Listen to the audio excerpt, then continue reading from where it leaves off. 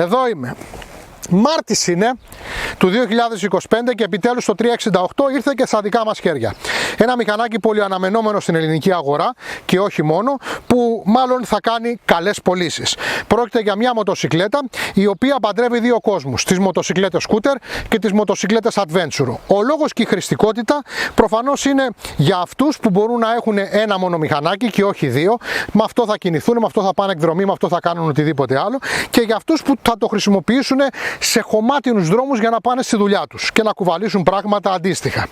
Βέβαια, ποιοι τελικά θα το πάρουνε, δεν ξέρω, μπορεί να το πάρουν απλά για να πάνε στην καφετέρια με ένα ωραίο σκούτερ. Περιορέξεως γενικά κολοκυθόπιτα. Αλλά ας δούμε λεπτομερώς αυτό το σκούτερ.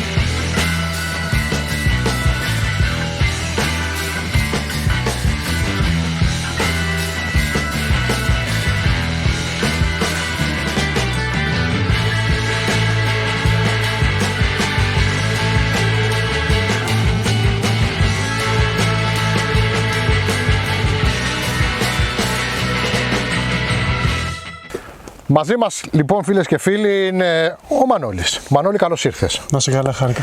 Ο Μανώλης λοιπόν είναι ο ιδιοκτήτης αυτής της υπέροχης μοτοσικλέτας. Ξεκινάμε από την πρώτη ερώτηση. Είναι scooter ή είναι adventure? Είναι και τα δύο. Τι είναι πιο πολύ? Αυτό ακόμα μικρό το ψάχνω. Το ψάχνεις ακόμα? Ψάχνω και εγώ ακόμα, γιατί το έχω πάρει μόνο μια εβδομάδα. Θεωρώ ότι αυτό το scooter ADV μοτοσικλέτα τα συνδυάζει όλα. Οπότε αυτό με κέντρισε στο να αλλάξω κατηγορία. Εγώ παλιά είχα το D350. Ήταν εξαιρετικό μηχανάκι, πάρα πολύ γρήγορο, αν και το είχα μόνο 3 μήνες. Και μόλις είδα στα site να κυκλοφορεί αυτό το μηχανάκι, πήγα εδώ στον Αντώνη και έκανα μια προκράτηση και περίμενα με τα χαράς να έρθει όλο αυτόν τον καιρό. Αυτό τώρα είναι η ερώτησή μου. Έχω μία θέση την οποία τη λέω και στις εκπομπές, τις λέω και στους φίλους, ότι ξέρεις κάτι, πρώτα βλέπουμε κάτι και μετά το αγοράζουμε. Εσύ το παράγγειλες προτού το δεις, και δεν εννοώ να το δεις στο site, εννοώ να το δεις ζωντανό, έτσι. Λοιπόν, βέβαια έχεις το δεδομένο ότι είχες ένα μηχανάκι πριν της ιδίας εταιρείας με σχεδόν τον ίδιο κινητήρα, αλλά και πάλι πώς ήσουν τόσο θαραλέος να το προπαραγγείλεις το μηχανάκι? Τόσο πολύ σου άρεσε? Αυτό είναι μια ωραία ερώτηση. Όντως μου άρεσε πάρα πολύ αυτός ο συνδυασμός και adventure και scooter. Επίσης η μηχανή στο προηγούμενο μοντέλο που είχα πάρει εγώ ήταν εξαιρετική, και σε συνέχεια τώρα με αυτά που διάβαζα στα site και η οπτική και η αξιοπιστία της Zondes τα τελευταία χρόνια, μαζί με τα βίντεο που έχω δει με το εργοστάσιο που είναι εξαιρετικές οι καταστάσεις, με έκανε με κλειστά μάτια να το αγοράσω. Δηλαδή έκανες μια έρευνα διαδικτυακή, ας το πούμε έτσι. Σωστά. Δεν είχα κάποιο μοντέλο live να το δω, και ευτυχώς η επιλογή μου μέχρι τώρα φαίνεται, που το έχω μια εβδομάδα, ότι είναι εξαιρετική, και ευτυχώς δεν έχω κανένα παράπονο στη εβδομάδα αυτή μέχρι τώρα. Να πούμε τώρα εδώ πέρα, για να μην τα ψάχνουμε, ότι το μηχανάκι το οποίο είχε πριν, το D, έχει τον 350 τον κινητήρα, ο οποίος είναι λίγα κυβικά λιγότερο από αυτό εδώ πέρα. Αυτό είναι 368, το άλλο είναι 349 αν θυμάμαι καλά. Σωστά. Και έχουν μία μικρή διαφορά αλόγων. Αυτό δηλαδή είναι πιο δυνατό, αρκετά πιο δυνατό, είναι 3 άλογα πιο δυνατό. Και επίσης να πούμε ότι η σημαντικότερη διαφορά, και αυτή που δεν την περιμένεις, γιατί με τα κυβικά περιμένεις να είναι λίγο πιο δυνατό, αυτό που δεν περιμένεις είναι αυτό το μοτέρ να είναι πιο ελαφρύ από το άλλο. Ισχύει αυτό. Δηλαδή, αν αυτή τη στιγμή ο Μανώλης αγόραζε ένα D368, Δηλαδή το ίδιο μηχανάκι που είχε αλλά με αυτό τον κινητήρα, το 368 το D, θα ήταν το μηχανάκι 10 κιλά ελαφρύτερο επί του συνόλου. Έτσι. Λοιπόν, να προχωρήσω τώρα και να πάω στην επόμενη ερώτηση που είναι, θα έλεγα, πάρα πολύ σημαντική. Εντάξει, καταλάβαμε ότι το πήρες, το έκανες την έρευνά σου, το αγόρασες. Λοιπόν, όταν το πρωτοείδες να έρχεται στο μαγαζί καινούριο, αισθάνθηκες δικαιωμένος ή κάπου σε στράβωσε κάτι το οποίο μπορεί και μετά να μην ήταν τελικά στραβό? Ποια ήταν η πρώτη επαφή, η οπτική, και που το ακούμπησες, που το μύρισες, την πρώτη επαφή? Η πρώτη επαφή ήταν συγκλονιστική, ήταν πολύ καλύτερο από ό,τι το περίμενα. Η γυναίκα μου που δεν ασχολείται καθόλου με μηχανάκια ήρθε και αυτή να το δει, το ίδιο και η κόρη μου, και έμεινε με το στόμα ανοιχτό. Είναι απ' έξω φινετσάτο, έχουν κάνει οι ζώντες μια φανταστική δουλειά, και όταν το πρωτοκαβάλισα, ενώ πήγαινα στους δρόμους, με σταματάγανε και ρωτάγανε τι είναι αυτό, από πού το πήρες, τι διαστημόπλαιο είναι αυτό, και μου ρωτάγανε πληροφορίες. Οπότε θεωρώ ότι όντως η επιλογή μου ήταν εξαιρετική.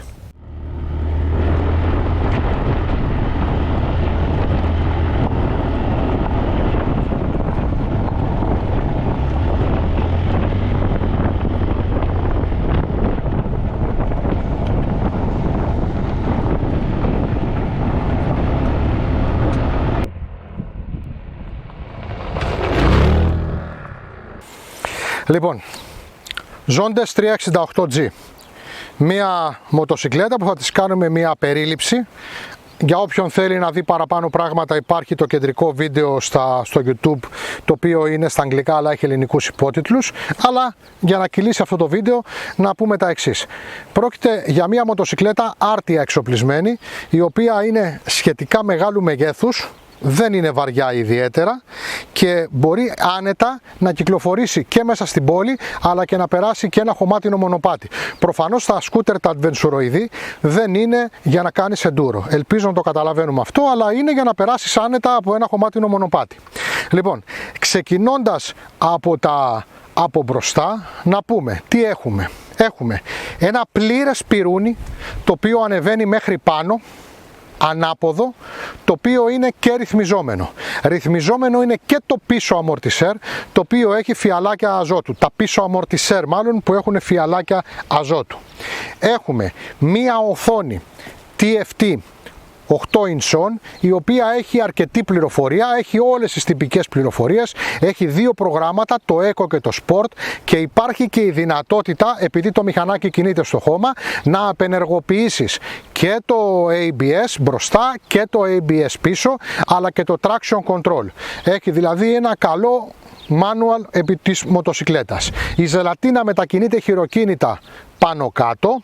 Έχουμε κάμερα μπροστά και κάμερα πίσω, οι οποίες είναι 128 γίγα. Έχουμε ντουλαπάκι εδώ, το οποίο ανοίγει από εδώ μέσα. Έχουμε γάντζο για τα ψώνια. Η τάπα ανοίγει ηλεκτρονικά χωρίς κλειδί άμα το μηχανάκι είναι ανοιχτό. Έχουμε χούφτες. Έχουμε θερμαινόμενα γκριπάκια και συνεχίζοντας έχουμε σποτάκια και πλήρη κάγκελο μέχρι πίσω, όπου καλύπτει τις πτώσεις μας. Έχουμε αλουμινένιο πατωματάκι, έχουμε εξτρά πατητήρα για τον μπροστά, ώστε να θέλει να οδηγήσει στο χώμα όρθιος, έχουμε ανοξίδωτη εξάτμιση, έχουμε πάρα πολύ χώρο κάτω από τη σέλα. Κάτω από τη σέλα ο χώρος χωράει δύο full face κράνη. Είναι δηλαδή αρκετός. Έχουμε μονό stand, έχουμε διπλό stand και την πέδηση αναλαμβάνουν δύο δίσκοι της G1, ακτινικός μπροστά, κανονικός πίσω, με ζάντα η οποία είναι tubeless ακτινική, 17 και 14 ιντσών. Το μηχανάκι γενικότερα είναι αρκετά καλά εξοπλισμένο. Λοιπόν, από εκεί και πέρα, ο κινητήρας παράγει 39 άλογα στις 7.500 στροφές, που είναι κάτι της παραπάνω από τον 350 κινητήρα που ξέραμε, αν και αυτός είναι ελαφρά πιο ελαφρύς. Παράγει 40 Nm στις 6.000 στροφές. Έχουμε 17,5 λίτρα ντεπόζιτο, 3,4 λίτρα είναι η κατανάλωση στα 100 χιλιόμετρα επίσημα από την κατηγορία.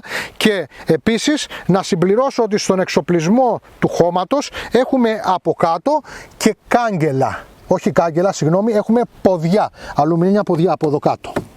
Αυτά λοιπόν όσο αφορά την περίληψη του τι έχουμε και το τι δεν έχουμε σε αυτό το μηχανάκι. Να πούμε τώρα ότι το πιρούνι που είναι πλήρες όπως είπαμε και το τιμόνι το οποίο είναι τυπικό μοτοσικλέτας βοηθάει πολλάκις, διότι μπορούμε να το μετακινήσουμε μπρος πίσω αναλόγως το πώς μας βολεύει και φυσικά εάν το στραβώσουμε για οποιοδήποτε λόγο μπορούμε να επιλέξουμε και να βάλουμε ένα άλλο τιμόνι της αρεσκίας μας. Είναι δηλαδή σαν να αλλάζουμε το τιμόνι σε μια μοτοσικλέτα άλλου τύπου, adventure ή enduro ή ό,τι άλλο θέλετε. Τα φωτιστικά σώματα είναι εξαιρετικά και γενικά είναι ένα μηχανάκι το οποίο έχει κάποια σοβαρά πλεονεκτήματα, όπως παραδείγματος χάρη το κόψιμο του τιμουνιού που είναι καλό. Είναι καλό. Το τιμόνι κόβει όμορφα και κινείσαι ωραία μέσα στην πόλη. Η θέση οδήγησης είναι καλή και για τους δύο αναβάτες, αναπαυτική η σέλα. Είπαμε ο χώρος από κάτω είναι απίθμενος, τα χερουλάκια, όλα είναι σούπερ.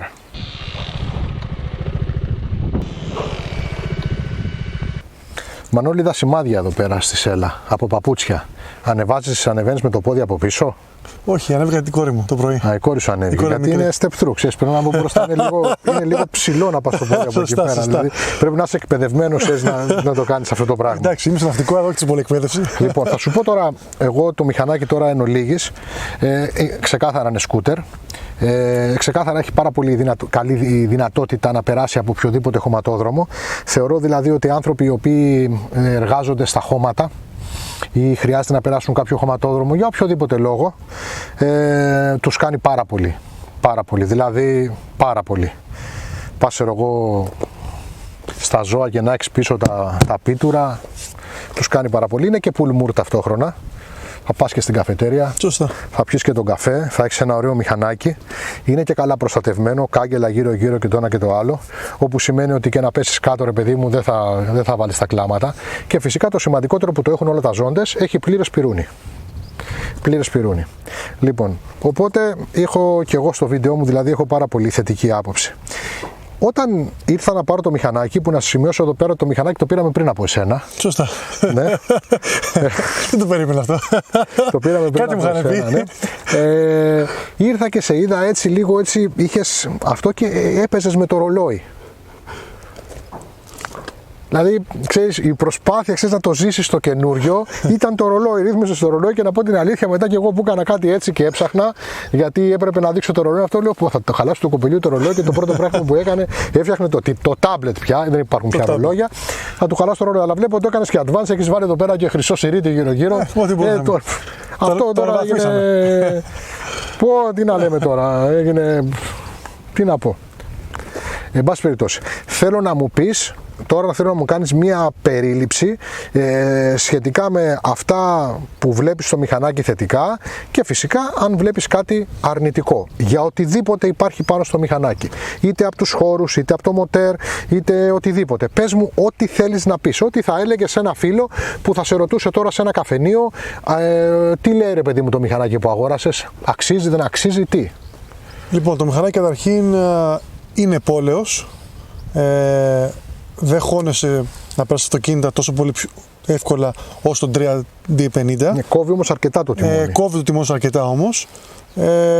Ο ανεμοθώρακας είναι στην κατηγορία του Adventure, οπότε θα σου έρθει ο αέρας. Με τον D350 είχα λιγότερα προβλήματα με τον αέρα γιατί ήταν πιο ψηλός. Οπότε αυτό είναι θέμα επίλυσης, μπορεί να αγοράσει μεγαλύτερο ανεμοθώρακα ή όχι. Η χώρη του είναι εξαιρετική, 2 full face κράνος.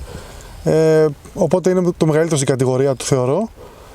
Επίσης η βενζίνη με έχει αφήσει άφωνο γιατί είναι 17,5 λίτρα, οπότε βάζεις και ξεχνάς να ξαναγεμίσεις. Έχει πατητήρες για τον συνοδηγό και επίσης άμα θες να κάνεις μια off-road διαδρομή, δεύτερα πατητηράκι για να κάνεις μια όρθια διαδρομή και αυτό μου άρεσε πάρα πολύ. Η σέλα είναι εξαιρετική και άνετη και για τον οδηγό και τον συνοδηγό. Έχω παραγγείλει και μια μπαγκαζιέρα για να βάζω έξτρα πράγματα αν χρειαστεί. Μπαγκαζιέρα αλουμινένια. Αλουμινένια τις ζώντες είναι. Ναι, για να είναι ωραία. Έτσι. Είναι ωραία, πόσο κάνει?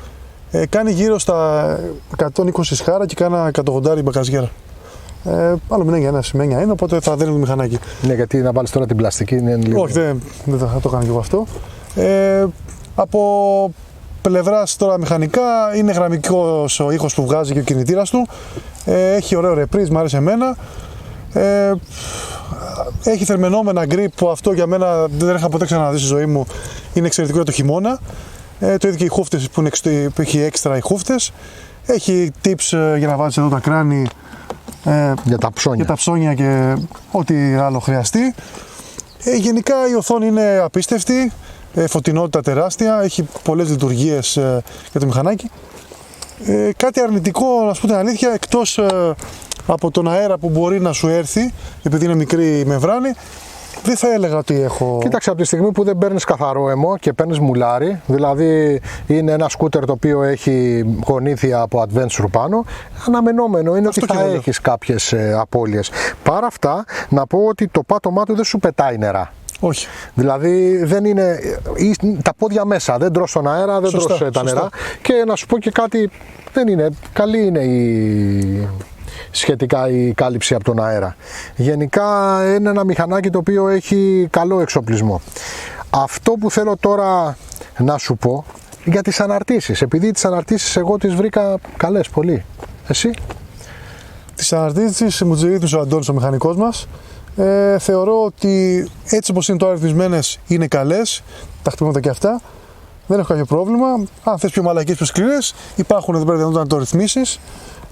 Οπότε νομίζω ότι έτσι όπως είναι τώρα ρυθμισμένες είναι ok για το αναβατή. Να σου πω, όταν πρωτοείδα τα ζώντες πριν από αρκετά χρόνια που πρωτοήρθε πρώτο το TAF, το 310, αν θυμάμαι καλά το λέγανε, το είχαμε κάνει και βίντεο τότε, όλα δουλεύανε πάνω ηλεκτρικά. Δηλαδή τα πάνε για ηλεκτρικά, όχι έτσι όπως είναι αυτή, πατούσε κουμπί και πεταγότανε. Ήταν όλα πολύ ηλεκτρικά πράγματα και γενικότερα τρία πράγματα ήταν τα πρώτα πράγματα που σκέφτηκα για τις ζώντες όταν σαν εταιρεία την πρωτοείδα στα TAF. Το ένα είναι ότι έχει διαφορετική αισθητική, δηλαδή η αισθητική της ζώντες είναι δική της αισθητική, δεν μιμείται κανένα, πατρονάρει ένα συγκεκριμένο στυλάκι, λίγο διαστημικό, λίγο ξέρω εγώ κάτι τέτοιο. Ένα. Δύο, τα μοτέρ της είναι πολύ κεφάτα. Και τρία, εκείνη την εποχή που μιλάμε τώρα για πολλά χρόνια, εάν τα τόσα ηλεκτρολογικά βοηθήματα που είχε, που ανοίγαν οι τάπες, θερμονόταν τα grip κλπ, θα δουλεύανε εν χρόνο. Εσύ καθόλου το σκέφτηκες αυτό, το αν θα δουλεύουν εν χρόνο όλα αυτά τα ηλεκτρολογικά που έχει πάνω? Το θερμαινόμενο grip, ας πούμε. Βέβαια, αυτό η ζελατίνα είναι από τα λίγα ζώντες που έχουν ζελατίνα χειροκίνητη. Συνήθως είναι ηλεκτρική ζελατίνα στα ζώντες. Το D ήταν ηλεκτρική που είχα κι εγώ. Ναι, αλλά γενικά το σου έχει πέρασει το μυαλό, δηλαδή θα ανοίγει πάντα η σέλα με κουμπάκι? Σε αυτό δεν μου έχει πέρασει το μυαλό. Θεωρώ ότι ηλεκτρικά είναι, όντως μπορεί να βάλει κάποια προβλήματα. Αλλά θεωρώ ότι η αξιοπιστία μέχρι τις ζώντες δεν έχει δείξει κάτι τέτοιο ότι δεν θα δουλέψει. Αν δουλέψει, θα το φτιάξουμε. Αλλά μέχρι τώρα είμαι ικανοποιημένος. Είμαστε δηλαδή, δόξα τω Θεώ, σε όλα, έτσι. Σωστά. Λοιπόν, Μανώλη μου, σε ευχαριστώ πάρα πολύ για την παραχώρηση της μοτοσυκλέτας σου. Μας τιμά ιδιαίτερα το γεγονός ότι κάναμε το μηχανάκι βόλτα πριν από εσένα. Και χαιρόμαστε πάρα πολύ που μας έκανες την τιμή να μιλήσεις σε αυτό το βίντεο. Να είσαι καλά και ευχαριστώ, γιατί μου κάνεις και εμένα να πάω στο κανάλι σου κι εγώ. Ελπίζουμε να σας τα γρατζούνιστοι και οι δύο. Να μην χρειαστεί να δεις αν τα κάγκελα λειτουργούν και να μην χρειαστεί να δεις αν ο κόσμος δέρνεται. Ελπίζω. Να είσαι καλά. Λοιπόν, ευχαριστούμε. Αυτό ήταν και το Garage Episode του Zondes G368. Δείτε και το άλλο βίντεο που είναι φανταστικό θεωρώ και δείτε και όλα μας τα βίντεο στο YouTube ένα προς ένα. Όλο και κάποια έκπληξη θα βρείτε μέσα. Ήταν ο Ιωάννης και η Γεωργία για τα κόκκινα φεγγάρια Motorcycle Rock Show. Ευχαριστούμε πολύ που μας είδατε.